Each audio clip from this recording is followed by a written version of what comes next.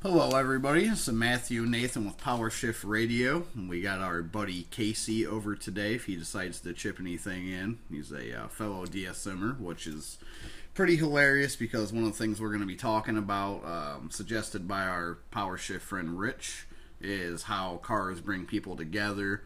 We're going to be talking about some budget builds, why or why not you would want to own a quirky car like my Audi. The RS Focus, we're going to touch on that quick, and I'll explain why.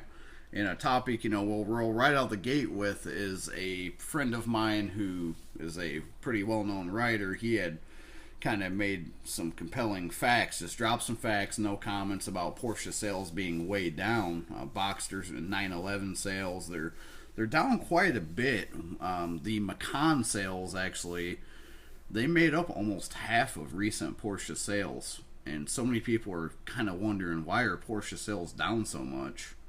And honestly, it might sound crazy, but I think a lot of it has to do with cross shopping of not necessarily cheaper cars, just the competition's pretty good. I mean, I don't think it's crazy to think that just because you're looking at a 911 Carrera, that doesn't mean you're not also going to look at a Corvette Z06 or, when the Viper was out. It's not crazy to think those cars are being cross-shopped, right? Right.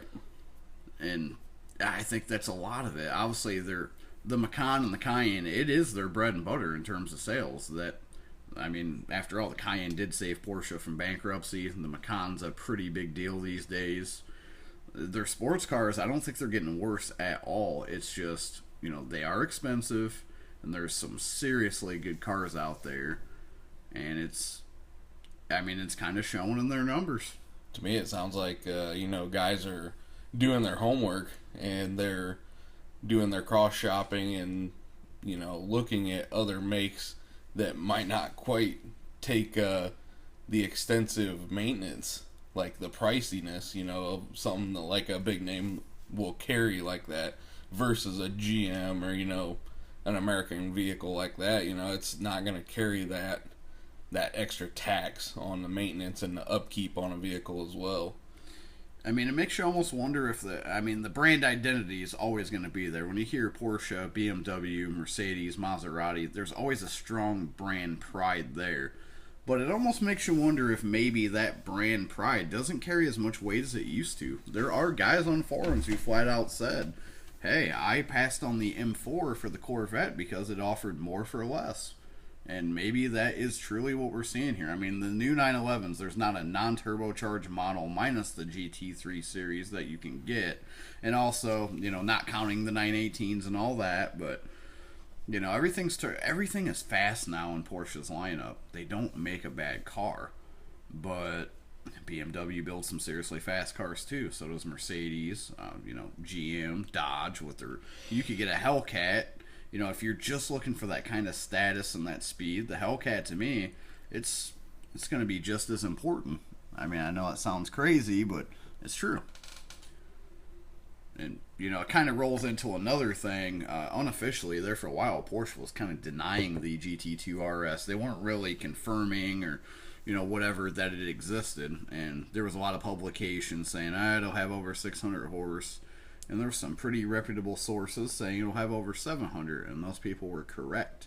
We are now seeing a Porsche with a Boxer 6-cylinder that's going to be cranking out Hellcat levels of power in a 3,400 pound car.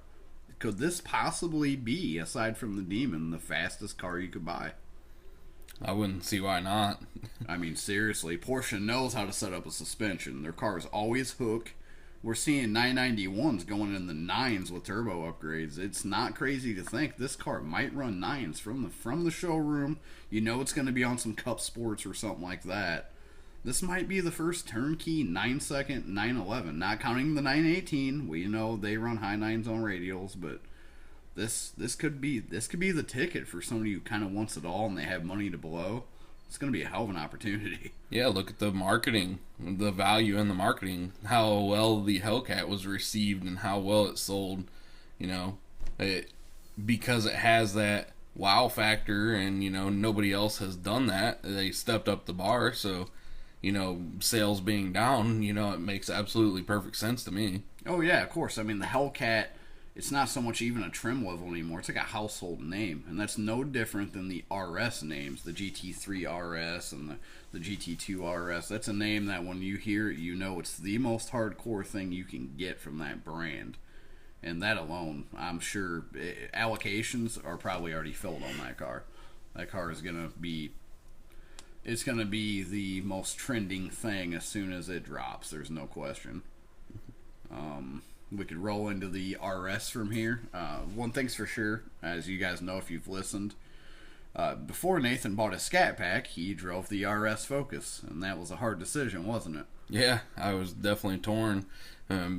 Matt was out on the road, and I was, kind of cross-shopping vehicles, mainly the two, the Scat Pack and the RS, just because they were both relatively in the same price category without the markup. And they were just, they'd always piqued my interest. The RS, growing up as a kid, always playing Gran Turismo and, even having RC cars of RS Focuses, that we didn't get here in the States.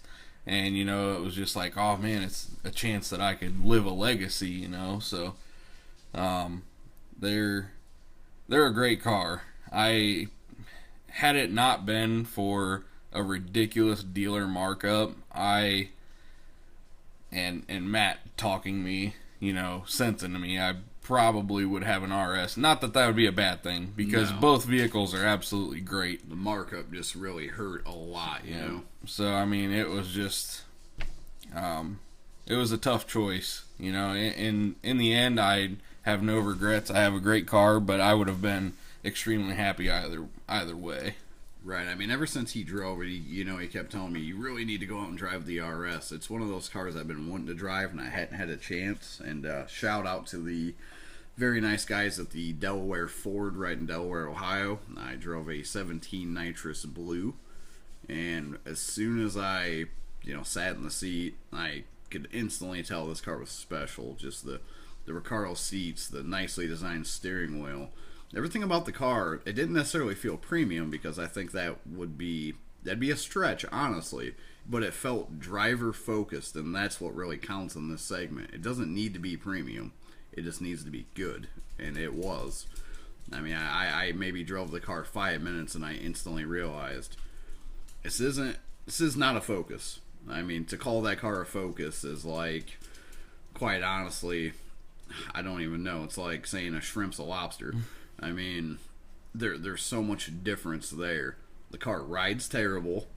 The tires are extremely loud and obnoxious. The car has no redeeming qualities when it comes to being comfortable or luxurious, and I wouldn't change a thing about that. No, the extremely high, tight bolstered seats. Oh, yes. The spherical bushings in the suspension, that crazy stiff suspension.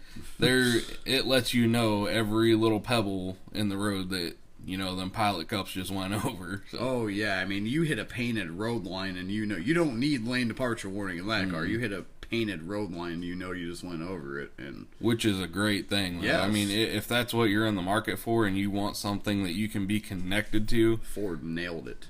The engine sound was excellent. I found the note to be very good. Even though it's half of its pipe through the radio, it does sound extremely good. It's true, but it does sound good. The steering was, I would venture to say, one of the best steering systems I've ever driven. It was honestly that good. It's funny to me, because we talked about cross-shopping. So many people buy the BMW M4 because they think it offers practicality, performance, and value. And in reality, it offers two of the three. Maybe even one of the three. It don't offer a great value. Practicality it does offer, but the RS offers a lot more. Let's be serious. It's got 5 doors. It's got an all-wheel drive system. It's not necessarily lacking crazy amount of luxury, but at least it doesn't have an iPad just tackily mounted on the dash. It actually looks pretty decent inside. I certainly didn't mind spending time in the interior of the RS, and the 350 horse it did have, it doesn't feel like a rocket, but it feels just right to me. A driver's car, a weekend car, that is exactly how it should be done. And I think Ford beat BMW with their own game by a lot. It is that good. For anybody listening who thinks I'm just messing around, go drive an RS and tell me I'm wrong. Yeah, and if you do, then I question your car motives. It's truly that good. And most people know me. I'm not a Ford guy or anything like that. The car is just truly good. And honestly, I'm sad that this is the last year it's being produced. I wouldn't mind having one sitting outside right now. I thought that highly of it. And I know Nathan feels the same. He kept telling me, go drive an RS. I mean, it's true. That car's, it's like America built an Evo, but made it even a little better in the handling department. It was a lot of fun to drive it. I guess we could roll into right away, why not to buy a quirky car or build a quirky car. I feel like I'm a pretty good person to explain this. You have an article on this. Yes, exactly. It's something I've written about, and it was very well received. My Audi 5000 is the poster child of quirky. It's a great car. I love it. It's been one of the most fun projects I've had. Not for Nathan. He honestly about has a drinking addiction due to working on that thing. But it's a lot of fun because nobody knows what it is, and when they do, they want to ask a million questions, like, Jock, where you stay? But the car, it's odd. To find parts for it's nearly impossible. Even getting brake pads was completely ridiculous. I got sent the wrong set, and finding wheel bearings took me multiple days. Finding shocks and struts. To me, that's one of those things where if you want to own something quirky and you don't know a lot about it, take your time, take a couple weeks and research that model. Look for parts, and if you can't find them, ask yourself truthfully, why do you want to own this car? And if you don't answer the question of, I've always wanted to own it and I'm willing to lose my sanity to have it, then don't buy it. That's the best thing I could tell you. I mean, you've owned some quirky stuff too. Yeah, and I guess kind of my thoughts on it are not even so much a full-on quirky car, but in certain situations where you have something that's a little more aged. For instance, I'm going to reference the DSMs. Great reference. The 1G DSMs, there's still quite a bit of aftermarket support, a lot more than the Audi that Matt is working on per se. Right. But at the same point in time, there's no support in the aesthetics department for, an early DSM like that. All of your exterior body trim and stuff like that, you have to actually source, like on eBay or somebody online who actually has it, an NOS part, not, they don't actually produce this stuff anymore like the European, community. They pretty much anything dating back to the early 90s, late 80s, and Volkswagen and stuff like that, you can basically buy off the shelf parts from ECS, and, they're decently priced, they're not crazy expensive, and you can rebuild the whole car. Yeah, you could basically build a car from the ground up and have you had a shell. But it's not that way with like the DSMs. Even like vehicles that I see at work, people calling and asking about parts. Early LeBarons, stuff like that. Older Grand Ams even. We had to special order parts in for an older, not even that old, like a mid-90s Grand Am, but they platform shared with an earlier vehicle that started in the late 80s, and all these cars, they're not around anymore. They haven't sold these parts in so long to where all the parts that were stocked in the stores at one point in time have gone back to like a major warehouse, and over time, the parts that they don't use, they actually send them back to be recycled and remanufacture new parts with them. And that's just part of, I guess what I like as being a car enthusiast, sourcing out the stuff that you can find, sourcing parts for a build that you don't even have yet, maybe just to kind of help decide what kind of a build that you want to pursue next, and to help you make those decisions, and even like platform sharing, finding the different vehicles, maybe a newer generation vehicle or something that was similar, and to get those parts from. It's just a whole, part of being a quirky car build or a not so common car anymore. I mean, I couldn't agree more with, especially like you said, buying, even if you don't own the car and you know the stuff's kind of rare and you might want to own it, there's nothing wrong with amassing parts for it, because if you end up not owning it, somebody out there will want what you have. I mean, right now I own a 6-bolt 4G63 block and head. I certainly don't own a first generation DSM, but I know when I get it home, I've got the building blocks for what I need. There's nothing wrong with that at all. I mean, we have parts for stuff we haven't had in quite a while sitting out there. It's just, like you said, it's either platform sharing or maybe some odd ideas you have. It's all focusing on where you're going to take your build. And a lot of obscure cars, when it comes to owning something obscure, you know, like a Maserati biturbo, a lot of stuff's actually still available for those, but if you're an enthusiast of a car like that and you blow a turbo, you're going to get crafty fast, because it takes a lot of work to pull them turbos off, believe me. So why not upgrade it with some Subaru turbos, stuff like that. You start to find out real quick, well, I got IHIs. Well, this car's got IHIs, it's got the same bolt pattern. And that's a lot of the fun of owning something like that, but at the same time, it's an uphill battle no matter what you do, so it's got to be worth it. I feel like the DSM's a classic example. Anytime I've ever told somebody, hey, I'm into these cars, people would say, why? Do you not enjoy driving your car? Cars like that have that notorious reputation. It almost makes you want to own it more, just to see if it's true. And in our case, it's with DSMs and biturbos. I can say neither's true. I've owned both models extensively with stellar reliability. Better than my Audi, actually, honestly. My biturbo is a daily driver for over a year. Nathan's been driving DSMs daily since high school. So, I mean, it's just all on how you treat the car. Don't always believe what you hear. Exactly. Just like Nathan just said, there's no such thing as a bad car, but there's plenty of bad owners. Yeah, and when my stuff would actually break, you know, I didn't blame it on the car. You know, I realized that, you know, I was driving maybe more like an a-hole than I should have been, and right, being a little more rough on it, you know, than they were intended to. You know, everything's got a breaking point, plus these vehicles, you know, a 1990 like the Talon that I have right now is going on almost 30 years old. I mean, these cars aren't, back when we started messing with them in the early 2000s, you know, they were only just over 10 years old, and you could get a 1G in '04 that was only 10 years old. Right, that's when I had my 1G. I had my 1G in '04, and it was '04, '05, and yeah, it was still kind of young. The mileage of the cars were still pretty low. You weren't seeing the flat blacked 1Gs quite like you do now, just being quite as ragged out. If and when you see them. Yeah, it's sad, and you know, I think that's a good way to. We got 2 subjects to cover: the DSM discussion we'd like to have, along with budget builds, and then, you know, friendships and cars. So it's a great time to get right into DSMs. It's like Nathan said. How many DSMs do you own right now?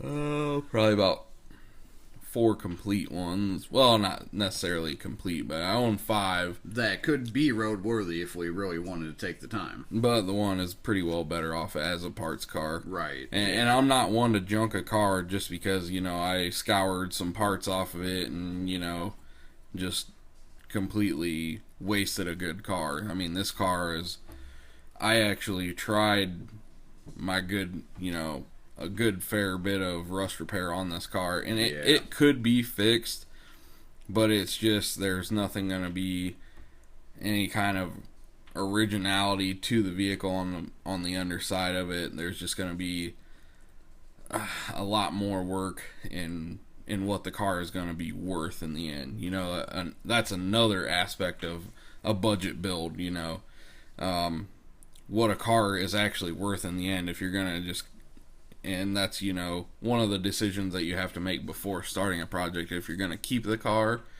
or if you're ever going to have intentions on selling it and you are going to completely lose out on it, you don't want to do that, obviously, but, you know, it's, you just don't want to be in over your head on something, because you could have, if the way that I looked at it and what I did, the car was so rough that for what I had in the car, I could go and buy another shell and start off with a way better body than what I have now, and it would have been so much time and effort wasted versus going and buying a few $100 body to Which start is with. exactly what you end up doing. Right. Getting a lot cleaner shell. I mean, yeah, don't underestimate the amount of rust repair he's put into that car. Right, and had this been, another 10, 15 years down the road, which I foresee DSM 1Gs especially becoming even more rare, it probably would be worth, saving. But yeah, of course. And it's kind of a lose-lose situation no matter way you look at it. From my eyes, I want to save the car, but right now it's not practical to. But 10, 15 years driver. Right, 10, 15 years down the road when these cars aren't as prevalent, then save all of them you can. I'm probably going to look back and wish I hadn't, junked the body of this car, because I've seen completely rusted out, Mopars be saved and come back to life. But that's a thing that the DSM community doesn't have. We don't have any companies like AMD, Auto Metal Direct, or Year One, anybody like that producing, we wish, aftermarket body panels and stuff to replace them. So it's just essentially a parts car, and that's what it boils down to. That car served its purpose, had almost 180,000 miles on it. We had a lot of fun with it last year. I mean, we mistreated it. I'm not gonna lie, but it handled it. It's not that the car didn't handle it. Yeah, the engine handled it. The transmission with a good clutch just didn't like it after being all them miles and years, and it can only take so much. Yeah, something's gonna have to give. The car was a lot of fun. I mean, kind of like you said, when it comes to value, I can tell you pretty well. I've had a lot of weird cars, put a lot of money in them. You never make your money back. And so if you're deciding, well, I want to build something or restore, don't ever do it with intention of making money, because you're not going to make money. It happens once in a while, but take it from us. You're not Richard Rawlings, and neither are we. TV shows definitely overplay the fact of making all this crazy money on flipping cars. None of us are Richard Rawlings. We don't have that name to get people to buy. You do it because you like to do it, and that should be your motivating force. I mean, he's got this many DSMs not because it's stupid to have them, because these cars will eventually get saved. There's no question. Nathan's put more DSMs on the road than I think I've lost count. These are a passion. Yeah, these cars are really special to us. It's something I've been into since, just like in the article I wrote, since 2001, and he's the same way. These aren't just cars, they're kind of a lifestyle to us. And it's kind of a cool thing to talk about, like some of the budget builds. A lot of guys want to. I see this question all the time. I got 10 grand, and I already own the car. What should I do? Should I buy a different car to go faster, or should I put it in this car? And I have to say, the DSM is the best argument for this topic. If we're talking budget builds, DSM is almost always going to be the answer for this.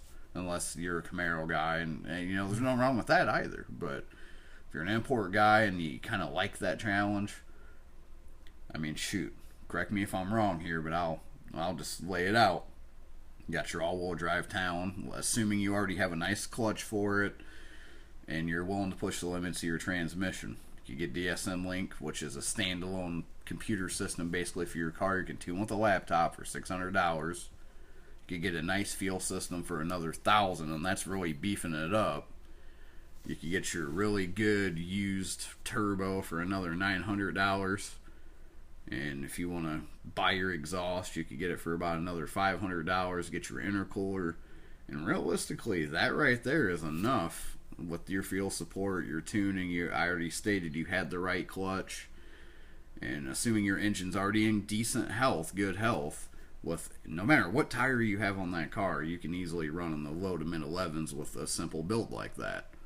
You're far, far from 10 grand. I mean, maybe 5. Right, you're pushing 5, and that's buying everything new. I'm talking buying the craziest fuel system and all that. That being said, it's pretty easy to make 400 horsepower in a 1G Talon Eclipse Laser. It's almost cheating. You got your DSM link like we discussed. You got your exhaust and your intercooler and your good clutch. If you got a 16G laying around with that fuel system, you can moon boost that thing. And Yep. Well, it's kind of like the car, that we're discussing for you to possibly buy. It doesn't. Right. Literally at 5, 6, even if you want to go crazy, a little bit more pricey stuff, $7,500, you can have a turnkey car that's going to be reliable, and you're going to run low 11s, possibly high 10s, consistently on, a turnkey vehicle. That where else are you going to go buy a car and have $5 to $7 grand in it and run low 11s to high 10s consistently, with no drama? The car just hooks. It's not very common. The only other car that really comes to mind is like a Fox body Mustang with, of course, LS swap or whatever, turbo kit, right? I mean, even the build I'm looking at doing for my town, as I've announced, I will be diverting away from the Audi, not because I don't enjoy it, but because I want to fund other things I'm doing, such as my writing. And Nathan ruined me. He brought home this black 90 Talon two-tone car. My brother had one just like it when I was younger. They could be twins, and it just instantly, like we said, these cars are a passion. It just really took me back to those days. And it didn't take long for me to really fall head over heels for these cars again. I always said I'd never get another one, but it was a lie when I said it. Everybody knew it, and sure enough, here I am. So, for example, I want to go all out on a motor build, and I've priced it right around $3,500 with cams.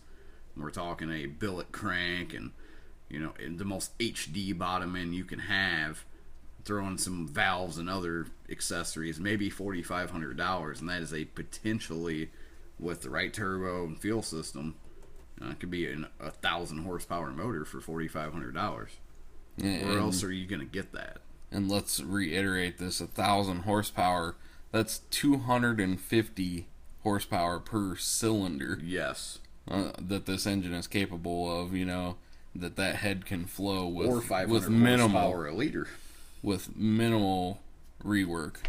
Yeah, I mean that. Just like it's one of my. I'll toot my own horn and brag a little here. It's one of my favorite little anecdotes I've ever made. The 4G63 head flows like Niagara Falls, versus like the head of my Audi, which flows about as good as molasses in February. There is a post on I believe DSM Tuners comparing I don't remember necessarily which cylinder head, but an actual big block Chevrolet 454 cylinder head that was CNC ported and everything, versus a DSM cylinder head. Lift for lift have a DSM, if it had the exact same valve lift that these guys are running in these big block engines and V8 engines, a stock casting versus a CNC ported aftermarket aluminum head for a big block, the stock casting ported, I don't know necessarily as far as it would go, but ported out very well, a 6-bolt cylinder head will actually outflow that 454 big block head. It flows enough to, anybody wants to say, oh, you guys are biased, this or that. Okay, sure, maybe we are biased, but I'll just let the cars talk for themselves. The fastest H-pattern manual transmission in the world is not behind an LS. It's not behind a big block Mopar, big block Ford. It's behind a 4G63 and a stock body, functioning door, functioning hood, functioning hatch 2G Eclipse. It belongs to Boost in Performance. It goes like 738 with a manual transmission, H pattern, not a sequential, none of that. It is a manual transmission going in the low 7s. It's the fastest in the world. It's the fastest all-wheel drive 4-cylinder in the world. Sure, GTRs, I gotta give them credit. They won up to us with a 6-second pass. But guess what? I'm gonna take a dig at them too. They have the world's most technological dual clutch transmissions, and they're not doing it on stock block castings. Because guess what? 4G63s have been in the 6s on stock block castings.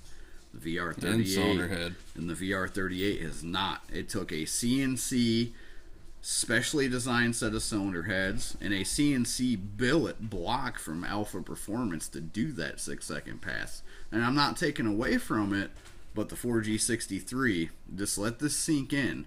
That same block that came in economy cars in the 90s, that's the same block and head casting that set the 4-cylinder record, the all-wheel drive record, the manual transmission record. We don't run billet blocks because we don't need them. We haven't found the limits yet. And the record keeps getting reset and reset with guys like, it's Jeff Bush, right? Mm-hmm. And he's actually the fastest. He's the fastest, and his car's automatic, but it's still all-wheel drive. Give us some time. We're going to be in the 6s with these cars. That just shows you the capability as well, though. That's through an automatic where you have more drivetrain loss. Oh, yeah. I mean, it's an automatic. That's a car running in the 7s. You know, John Shepard was running 7s 8 years ago through a manual transmission. Nobody was doing that back then. You know, DSMs are super special cars. It is fun to make fun of the supposed reliability. We joke about it all the time. Mm-hmm. That being said, most of the people who say that mistreat their cars, or they heard it through the grapevine. They probably haven't even owned them. I've owned more than 5 first-generation DSMs, and I can honestly say one of them was unreliable. And the reason it was unreliable is because the idiot who owned it didn't care about the car, and I had to, unfortunately, deal with that mess. My red car I had, or my Laser, I daily drove them. They were great cars, 30 miles to the gallon with enough power to dominate most anybody out there. Same with Nathan's cars. He's been driving his car to work, his black Talon. The Scat Pack sits in the garage now. He's driving the Talon. And, you know, I'm not going to be the one to say it, but he's probably having even more fun driving the Talon. Mm-hmm. It's just, they're so addicting. It just, and I hate to say it this way, but the car has way more character. You know, it has a story to tell. It's been around 27 years. You know, so much panache to a 1G DSM, especially with pop-ups. I mean, I've had more questions and compliments on the DSM than I have the Scat Pack. It's true. I think the Scat Pack kind of carries that, you know, people probably think you're too good to want to talk to them, so they just kind of blow you off like, oh, he's going to be an arrogant asshole. So, but where something that's older, you know, they might not be as apt to just turn the shoulder, you know, and be afraid to talk to you about it because they might be afraid that, you know, you're just going to blow them off, which I've seen this happen before, part of Challenger groups, you know, on Facebook and stuff like that, guys with the RTs and the SRTs just shunning, you know, the V6 guys. Like, I understand, you know, there are the people that buy the V6s and try and compare them to the SRTs and stuff like that. Like, oh, we have the same car, and basically the guys go on a rant saying that if you wanted the RT or the SRT, you should have paid for it, not bought a V6 and tried to compare them. Same with Mustang guys and Camaro guys. They all do that to each other. And it's an elitist thing, but you won't find me doing that. You know, I'll compliment anybody, you know. We love all cars. Right. You know, I understand that what it takes. I've been where I wasn't as fortunate to be able to own a 2016 Scat Pack plus all these DSMs and, you know, basically all these different project cars. You know, I've been to where I haven't been fortunate enough to do that. So, you know, I guess I actually follow my roots. You know, I stick to them. You know, I don't forget who you are. Yeah, I don't forget who I came, you know, or know where I came from. I always, if I see anything that's respectable, I always try and compliment that person because, you know, that they may have been working so hard, you know, on trying to get that project to be what they want it to be, and he's got a buddy or something that just rags on him, and because he doesn't like the car that he has, or a family member that tells him he's an idiot and quit spending money on his car, you know, there's people like that out there, you know, and I try to compliment anybody that I can whenever I can if they have something neat or something different, something clean, and it kind of makes me think of a situation where I was in Tiffin, a local town around where we are here. Actually, a very friendly older gentleman. I happened to see a very, very clean, looked like it was a later, like a 92, 93 240 SX coupe rolling through Tiffin, and I was in the Scat Pack with my wife, and we kind of pulled up side by side at a light, and I told him, I was like, man, I love your coupe. And he just kind of like looked at me in kind of disbelief, and he's like, oh, you got one up on me, man. I was like, no, not at all. I was like, that's an awesome car. You don't see them around. It's a lot more rare than what I'm driving. It's amazing to see that on the road. I enjoy seeing this car out in the wild. And he kind of, I think I just made his day. You could tell it brightened him up that a kid. We've been there before. Per se, I guess not a kid, but somebody to him that's a kid in a much newer car that is much, I don't know, like, I don't want to say it and sound arrogant, but something that's a little more of value. Well, of course. But not being an arrogant asshole and, telling him that he has a piece of crap or something like that. Not doing it condescending. Right. I genuinely appreciated seeing that car out and about. Anybody who doesn't know us, like from Opposite Lock, because, this will be on Opposite Lock. All of our friends obviously know us, but like my Opposite Lock readers, neither one of you or I, we're not rich by any stretch of imagination. No. We definitely live, and we're not like dying or anything like that. But I work my 50 to 60 hours a week, to maintain what I have, and I'm scraping by what I can. Yeah, I drive truck, and I work my butt off and support my child. The car hobby, honestly, it's part of the reason I wake up every day. It's a huge thing, and that kind of just rolls right into. Our friend Rich said, you guys should talk about how cars bring everybody together. And, he's one of those guys we wouldn't have known if it wasn't for cars. Right. And for anybody listening right away, we just want to thank you for real for tuning in and just listening to us talk. Cars are one of those things where, sure, you might have golf buddies or you guys might get together to watch the Browns game. And, sure, that's fun to do, but there's not quite a brotherhood quite like there is in the car scene. The man sitting next to me right now, I've known since we've been 11 years old. We hated each other at first, actually.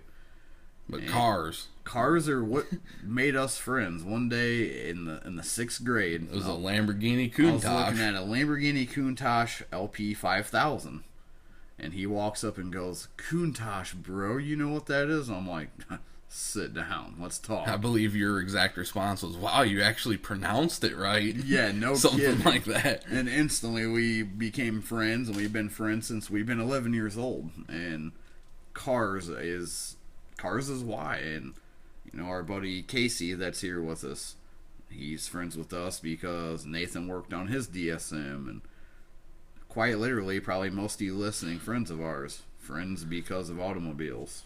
You know who you are, and we all worked in each other's garages, had fun turning wrenches, working on each other's stuff. There's nothing quite like getting together and going to the track. Even if you're not racing, who cares? Just watching, going to the track. We're all going to the shootout this year. There's going to be quite a bit of us. If anybody listens going to the DSM shootout, make sure you come up and say hi to us. I plan on making a post there on Opposite Lock for anybody who is going. That way you know where to find us. I'd love to talk to you guys.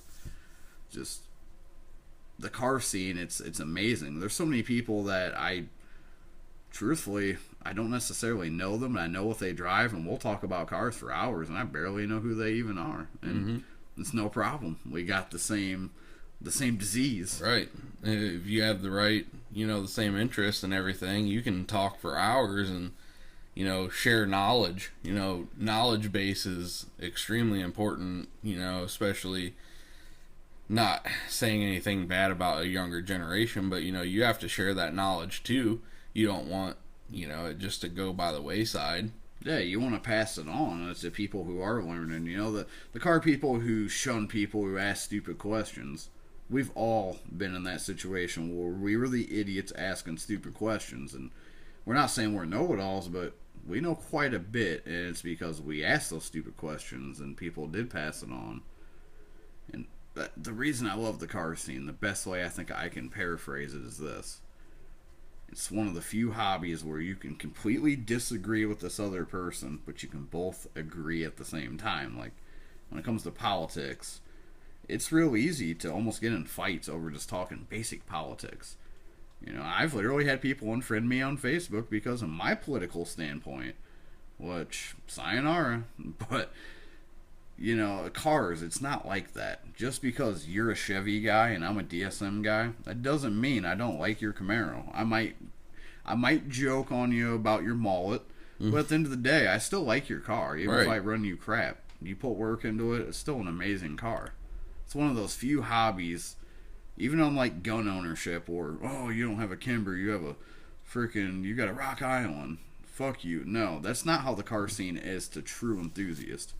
I don't care if you got a Fox body, a DSM, a bi-turbo. It doesn't matter. I love your car automatically.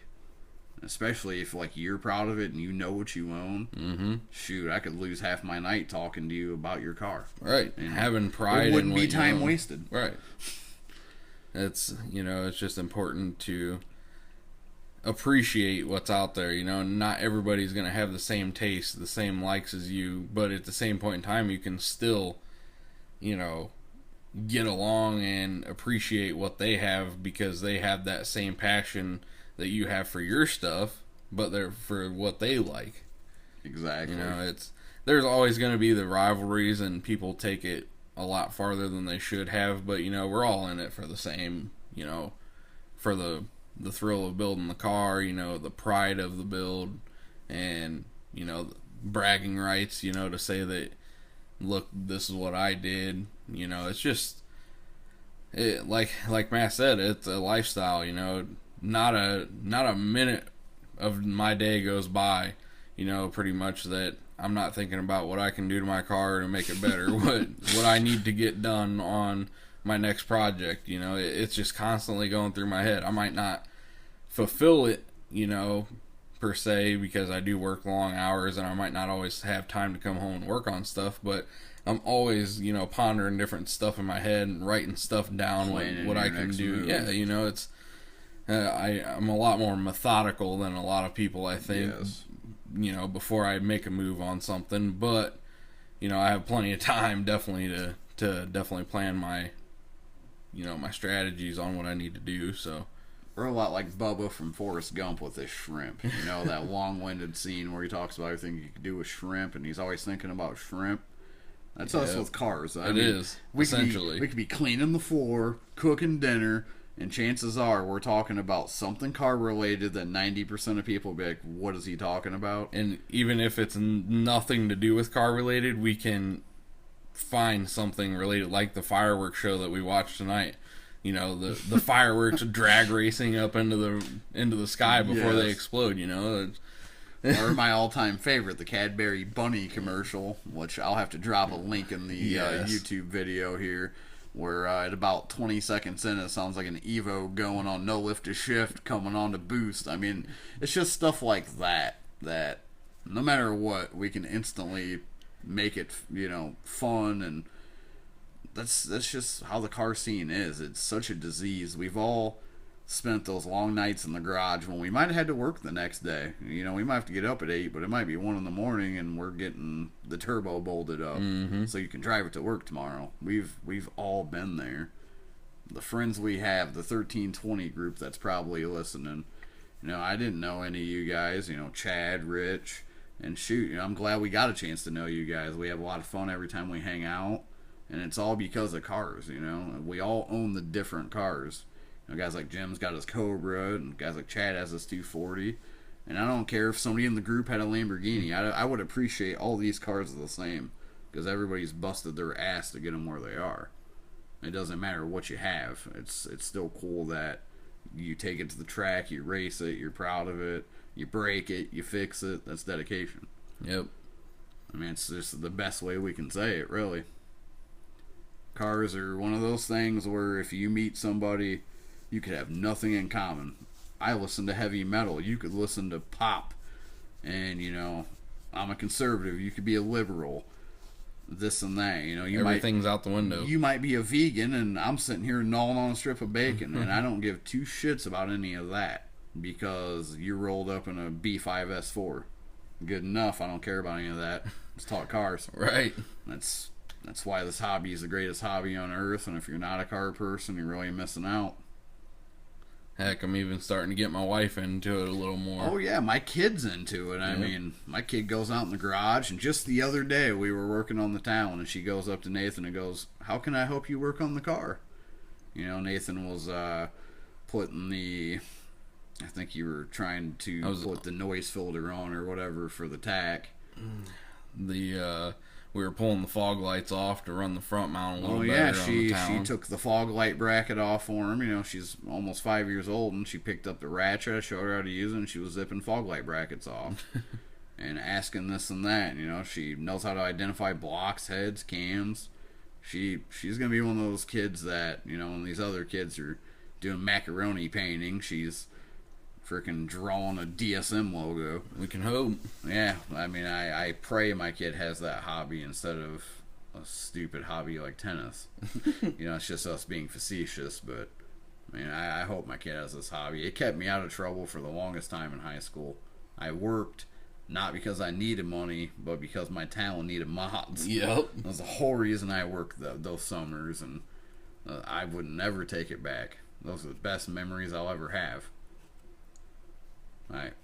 Hopefully, you know, we kind of did that topic justice. Again, anybody listening, you have the same hobbies and interests, we definitely appreciate you listening and, you know, tuning in. Make sure you leave a comment, subscribe to our YouTube channel. Make sure you subscribe. We try to drop these every Sunday. Every once in a while it's a day off just because of scheduling, but subscribe. We love doing these. Let us know what you want us to talk about.